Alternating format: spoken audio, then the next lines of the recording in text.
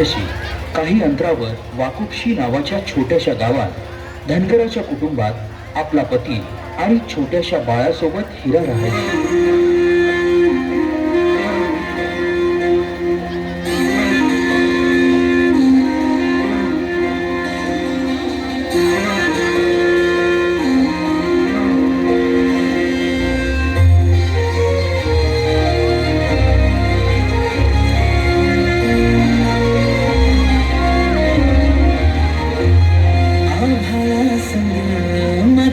नांदन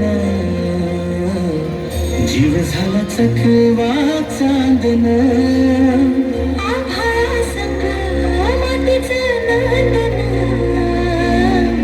जीव झाला चकवा चांदन दिवसाच दिस त्यात तारया नभामध्ये दिवसाच दिस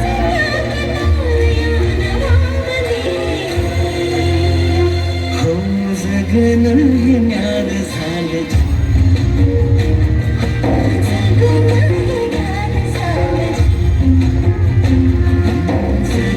हे न्याद झालं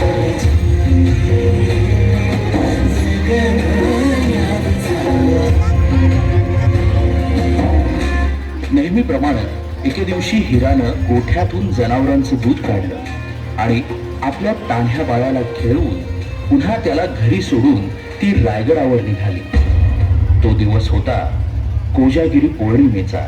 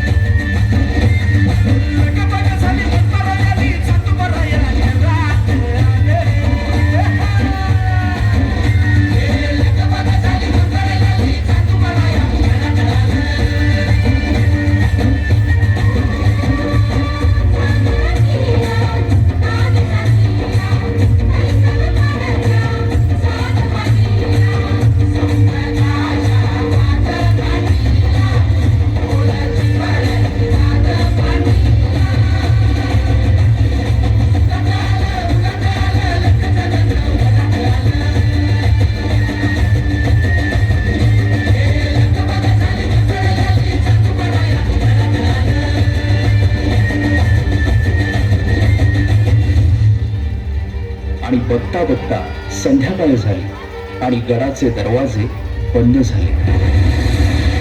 माझे या पत्र कसे तुमच्याकडे मला जाऊ दे.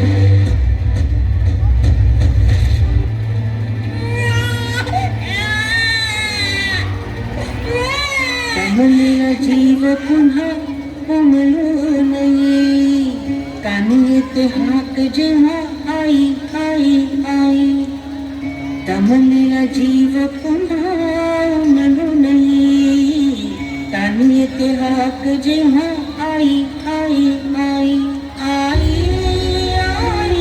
आई आई आई आई कुठून तरी रस्ता असेल ना एवढा मोठा गड तो पश्चिमेचा कडा आहे. तिथून तटबंदी न बुरुज कडा असा भरा तिथून पकसतो वारावर येतो आणि पाणी खाली टाकतो. माझं बाळ आई भावाने राहील पाठीशी होती. आई बाबानीला संधीकडे पोचता येत नाही म्हणून तर तिने आई बनवली. पोटासाठी घरी रोज हिंडत पाऊल कान घेते क्षण क्षण पिलांची चाहूल.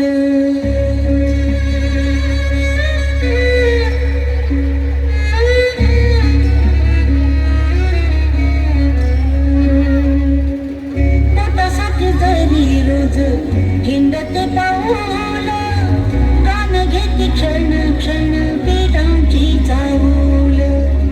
झोपेमध्ये